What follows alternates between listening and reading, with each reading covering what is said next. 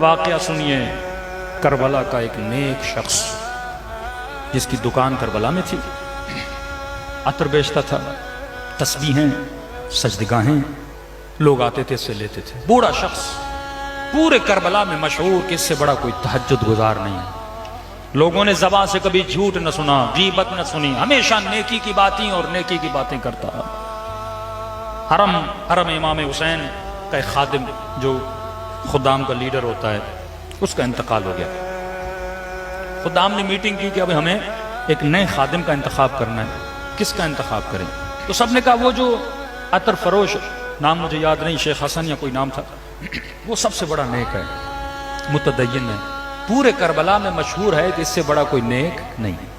اس کے پاس آئے، شیخ صاحب اگر ہم چاہتے ہیں کہ آپ، یہ فریضہ ہر آدمی کی تمنا ہے کہ امام حسین کے حرم کا خادم بنے، ہم خدام کا آپ کو ہیڈ بنانا چاہتے ہیں، کیونکہ نیچے خادم ہیں، ہیڈ بھی ایسا ہو جن کو دیکھ کر وہ انسپائر ہوں، متقی ہو، پرہیزگار ہو۔ اس نے کہا نہیں، میں گنہگار، میں خطا کار، یہ عہدہ، میں اس عہدے کے قابل نہیں ہوں۔ بڑا اصرار کہ ہمارے پاس کوئی نہیں۔ اس نے مان لیا۔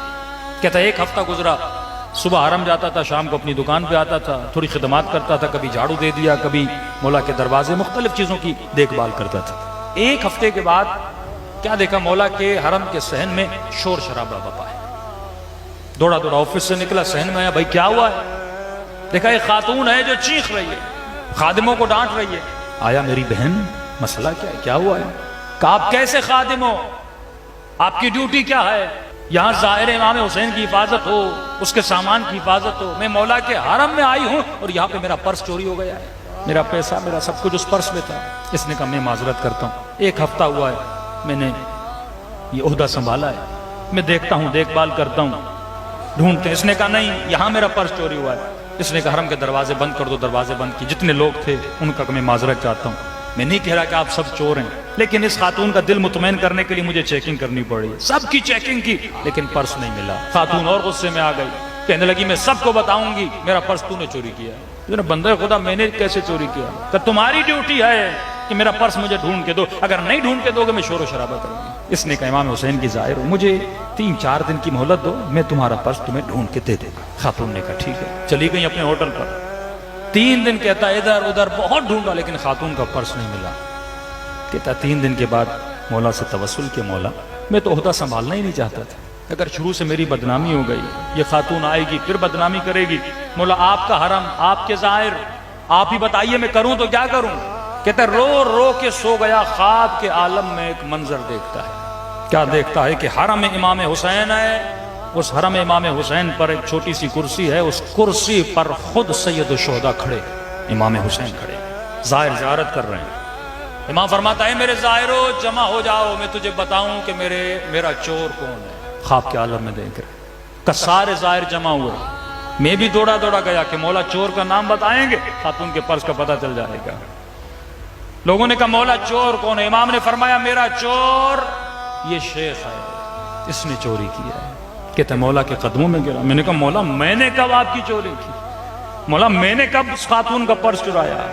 آپ تو بہتر واقف ہیں، میں نے چوری نہیں کی۔ امام نے کہا میں پرس کی بات نہیں کر رہا۔ کہ مولا کس چیز کی بات کرے؟ فرمایا شیخ اتنے سالوں سے تو میری خاک شفا کو بیچ رہا ہے، کیا تم نہیں جانتا یہ زمین حسین نے خود اپنے لیے لی تھی، اپنے زائروں کے لیے وقف کی تھی؟ تجھے نہیں پتا میری خاک کو میری اجازت کے بغیر تسبیح اور سجدگاہیں بنا کے تو بیچ رہا ہے؟ تو سب سے بڑا میرا چور ہے، آج تک تو نے جو کمایا میری خاک سے کمایا ہے۔ کہتے مولا واللہ مجھے نہیں پتا تھا کہ یہ کوئی شرعن حرام ہے آپ کی خاک کو بیچنا۔ فرمایا شیخ جتنا مال میری خاک سے کمایا ہے میرے زائروں کو پلٹا دے۔ رہی بات اس خاتون کے پرس کی، فرمایا میرے حرم کے باہر ایک فقیر بیٹھتا ہے، اس نے اس خاتون کا پرس چرایا ہے، لیکن تجھے حق نہیں تو اس کی عزت کو پامال کرے۔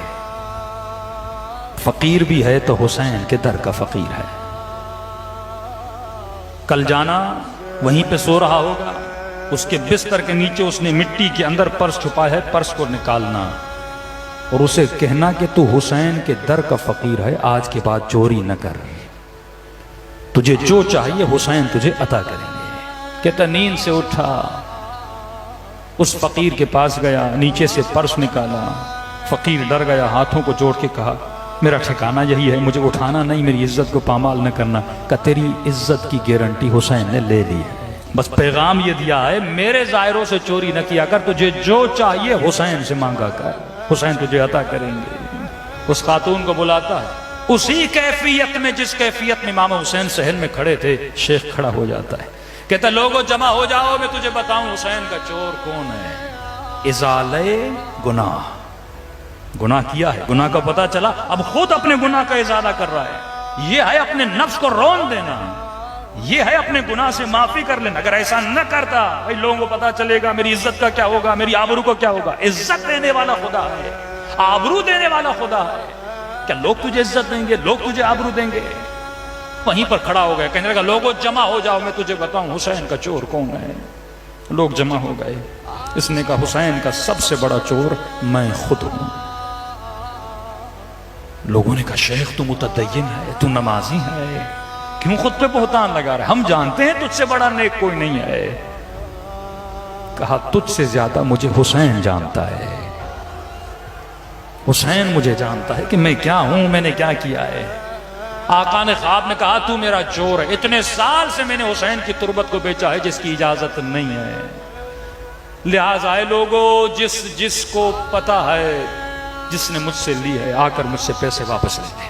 کہتے ہیں کہ ڈیلی بیسس پہ لوگ آتے تھے، شیخ پیسے دیتے رہتے تھے۔